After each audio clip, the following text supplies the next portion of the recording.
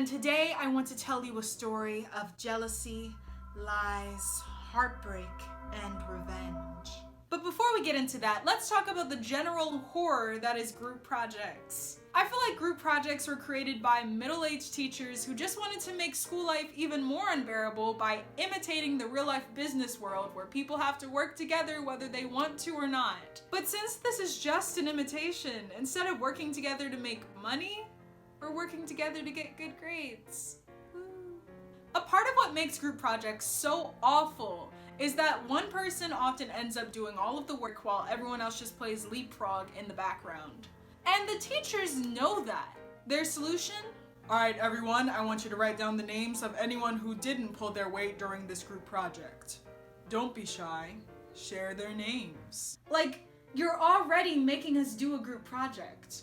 And now you want us to be snitches? I have plenty of awful group project stories, but this one is definitely the worst, and it's already long, so we're gonna talk about it. This story is only from my perspective and is very biased. Any persons depicted in this story will have fake names and are probably still not like this. I hope. In my middle school, we had this huge year-long project called National History Day. Basically, you could work individually or with a group and pick whatever historical topic you want to develop a project on. You could make a performance out of it, you could write an essay, make a website, basically whatever you wanted. If it was good, you could progress from the school competition to districts, from districts to states, from states to nationals, from nationals to the world. Just kidding. It was just nationals, hence the name. 6th grade was the first time that I had ever heard about this project, so I was scared. I did not want to do it alone. So I asked my best friend at the time, Stacy, if she wanted to do it with me. And at first, everything was fine. We had a great dynamic, we had a good idea, and we trusted each other. The only problem came when her friend Donna wanted to join the project. And you know, I had no issues with Donna. She was seen by everyone as the nice girl. She was fine. But Stacy set me up for failure. She told me that Donna was not the one for a group project. She told me that Donna was more the type to buy the costumes near the end of the project but not actually contribute to the meat of the project. And I'd say I'm a pretty chill person, but when it comes to my grades, that is where I draw the line. So I decided to confront Donna about it. I remember I went all mean girls on her and I was like, "You can't do the project with us!" Yeah, pretty sure she cried. Not my proudest moment. But it was okay because karma would get back at me for that. The next year was 7th grade and I decided to ask Stacy if she wanted to work with me in a project again since it went so well the first time. And she said no. But you know, I was a little scaredy cat and I didn't think that I could do it on my own. So I asked her again a few weeks later and she said yes. And you know, it was fine. It was fine. Until she decided to invite this other guy, Ron, to join the project with us. You know, she said that he was a good worker and he was creative, whatever. But then Ron brought this guy, Mark, with him. And then Ron just randomly joined another group, but left Mark with us. And to fill the space, Stacy unnecessarily brought back Donna to join our group.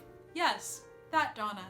The same Donna who's been plotting against me all this time. Waiting for her time to strike. Maybe not all that, but you know, she did have a grudge against me and you will see why. For our group project, we decided to focus on the Beatles.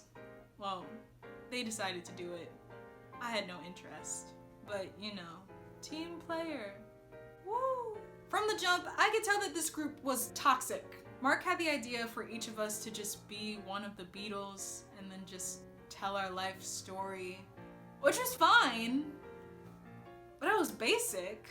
I don't remember what my idea was. I feel like it had something to do with like time travel and being a newscaster. I don't know. Anyway, I was like, "Oh, Mark, that's an interesting idea.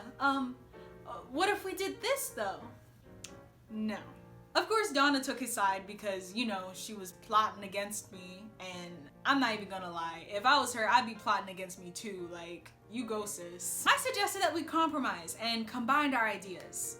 And he just said no, again, because it's his favorite word, I guess. So at this point, I was pretty fed up. So I suggested a deal. I will single-handedly come up with a script for my idea, and you guys can come up with the script for yours, and then we can compare it to see which one we like better. No. At this point, I was mad. Like, I started crying tears of frustration, which are the worst tears. And because Mark was a preteen boy, when he saw that I was crying, he was like, okay, we'll make the different scripts. Now, this would have all been fine if not for two things. One, Stacy, who was pretty neutral in all of this, was MIA for most of the project. Like, she just was not at school. And Mark and Donna just did not want to do work. Wait a second, Jade, aren't you being unfair and biased? Hold up. Don't believe me? As part of the project, we had to do this thing called annotated bibliographies, where we would pick sources and we had to write a paragraph about how we were going to use them in our project. We needed about 40 or 50, but the more, the better. I made like 30. Stacy, even though she was MIA, she sent in like 20. Mark and Donna, I kid you not, collectively did 8. I'm not even exaggerating. Anyway, I set a deadline for us to finish the scripts, and I finished mine by the deadline, but Mark and Donna had nothing. So I gave them my scripts and I emailed one to Stacy, and later Mark told me, yeah, this is trash. I found out that he was not kidding by that. He literally threw my script in the trash. He did not read it. He just threw it in the trash. Since Mark and Donna didn't actually want to do any work, but for whatever reason hated anything that I breathed out, Stacy told me that they had asked her to make the script with their idea, but since she liked my script, she didn't, so we were stuck with my idea. Yay. Outside of when we were actually working on our group project, I was not worried about Donna and Mark. I was not thinking about them, I was not dreaming about them, and I was definitely not talking about them. My third mistake. Little did I know, Mark and Donna were in the streets spreading lies on my name. The first time I found this out was when I was just hanging by the library near our school, and I was talking with some friends, and this guy just randomly said to me, "You know that Mark and Donna say that you don't do anything for the group project and you just force them to do what you want?" He actually said this as Mark and Donna were walking out of the library, so I remember saying something like, well, they should just say that to my face instead of spreading lies about me. Cowards. Some of my other classmates also asked me about it because of whatever Mark and Donna told them, and oh boy. You know, I hate drama, but I just wanted to hear both sides. Mark and Donna are lying. Oh, gee, I don't know who to believe. I didn't really care what they thought about the situation. It really wasn't their business to know in the first place, but it just bothered me that they would actively ask me about it, and then when I told them, just be like, aww. Before we could compete in the school-wide competition, we had to talk about the project in class, which is where mistake number 4 came in. Since Mark had never actually read the script to my knowledge, he had no idea what its contents were, but he decided to present about it anyway? So obviously while he was talking about it, he said something really off base, and then I interrupted him and was like, not exactly.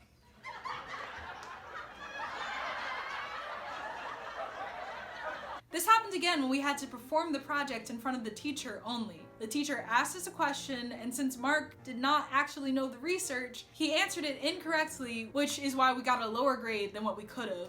We got a 92, which is a good grade. But remember it. Remember it. There was a little drama here and there with Mark and Donna not learning their lines for the longest time, but whatever. On the day that we performed the project for the competition, Mark pulled me to the side, and unless I was dreaming, he was like, "Hey Jade, thank you for doing all the work for this project." Aww.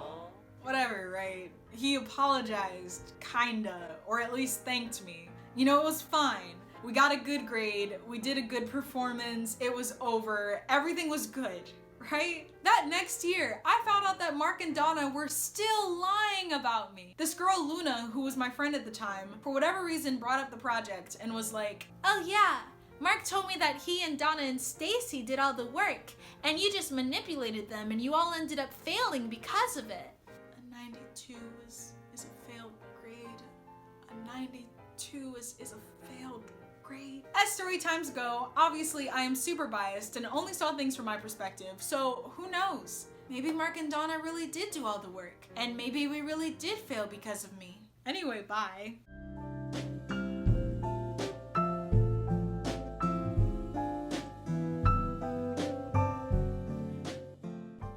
Okay, please tell me all that recorded.